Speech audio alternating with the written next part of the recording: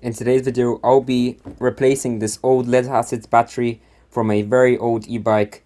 We'll be replacing it for a new lithium-ion battery with more capacity, way less weight. Let me show you how the pack looks. This is a super old e-bike. The first thing that I'm going to do is just take some pictures of the connections for the charger here. Here is the charger, and here's the main discharge. Of course, you can't use the charger that came with this battery since I'm building a lithium-ion one, and you need a special charger for that.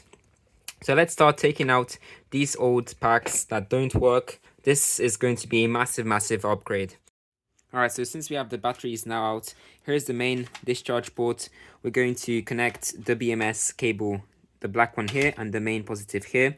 I am going to have to grind down these spacers out. I'm probably have to take out one and then just keep the second one. That way we're going to just fit the battery in here without any issues. So let's take the grinder out and take this bracket out. Alright, so after designing the cell layout, as you can see, we have a 10S4P battery in here. This is what I'm going to use for the actual battery. After generating it, this is how the cell layout looks like. It's a very simple battery. You can see the bus bars over here. As you can see, these are the connections on this side, and these are the connections on the second side.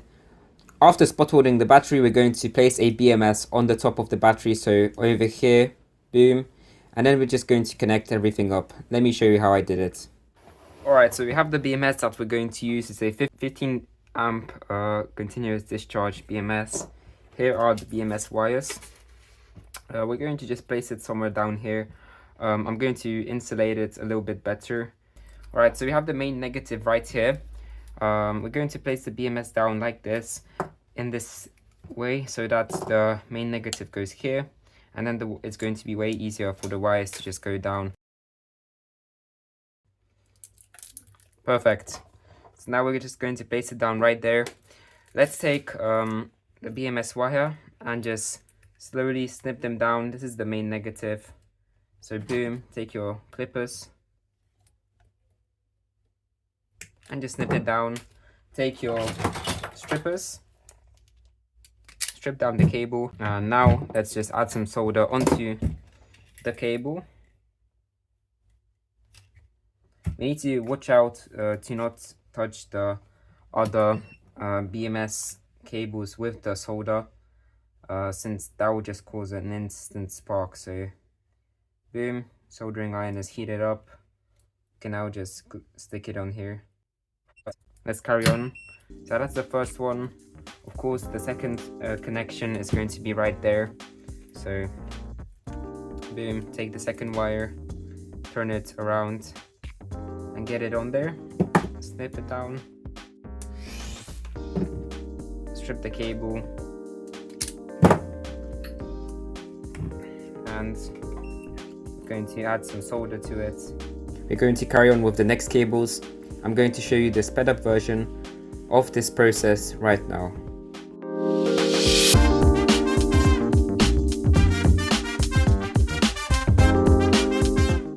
Alright, so we have all of the BMS wires now connected. We can now take the tape off, and now let's inspect if all of the cables are connected correctly. There's some solder that dropped here. You can just take it off. Boom. So the first one to B minus, second one goes on the other side. Boom. Third one on this side. Just to double check, I'm going to use my board, and we're going to see if it's all shining correctly. So yes, it's all correct from 0 to 9, which means that there's 10 connections and all of them are shining, which means that the BMS is correctly connected. We can now take the BMS and place it in place, but before doing that, I'm going to place down a piece of double-sided tape. Alright, so we have all the BMS wires now in place.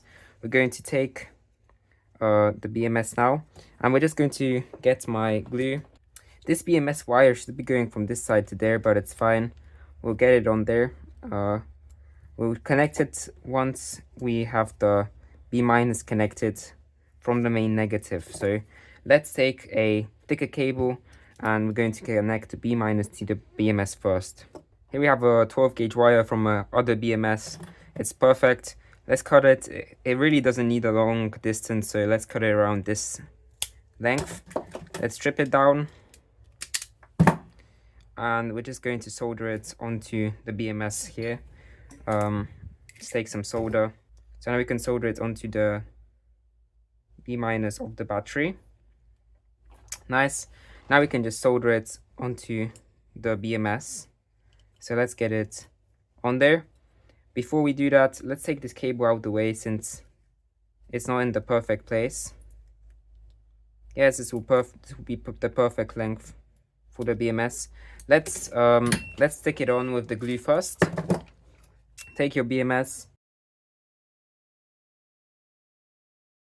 The BMS wires, as you can see, have enough length to just snip in there. And now we can just connect the B minus onto the actual battery. So let's do that. Let's take your soldering iron and just add some solder onto here. That way it's going to be way easier to connect it. Nice, once you have it in place like that, just add some solder from the side. And just hold it down with some clippers from the top. Boom, that's a perfect connection. Now we can slip in the BMS. Boom, we have all of the cables now fully connected. Let's see if there's voltage going out from the BMS. And now we're going to go to the P minus. Take, of course, the minus from the multimeter. Boom, the voltage is going out. 36 volts, 49 milliohms of resistance. This is perfect. This means that the BMS is connected well. We can now start with insulating the whole pack pretty much. We're going to add some glue on top of all of the BMS wires and make sure that no BMS wires go under these nickel tabs since they are pretty sharp. We don't want any of these to just penetrate through the cables.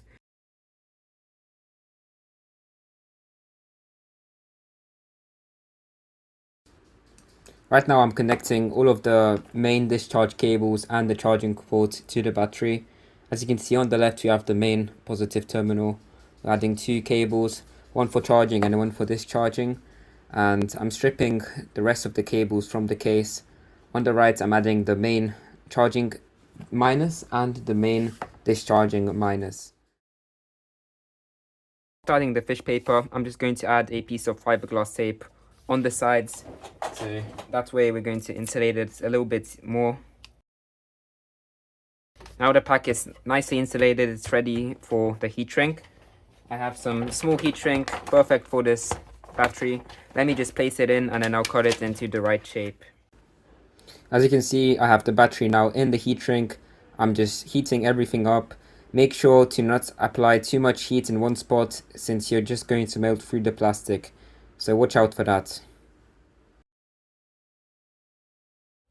Boom, so now we have the pack fully insulated. I added some fiberglass tape on the outside of where the cables are going out so that it's more waterproof.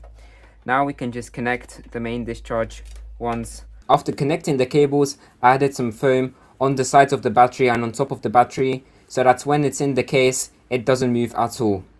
If you learned something new in this video, I'd be glad if you liked the video and subscribe to my channel. If you're looking for a custom battery for your e-bike, for electric motorbike, you can contact me on the WhatsApp, on the phone number on the screen right now. Also, you can join my Discord server. I post a lot of my battery projects there that I don't upload onto YouTube. Thanks for watching and see you in the next video.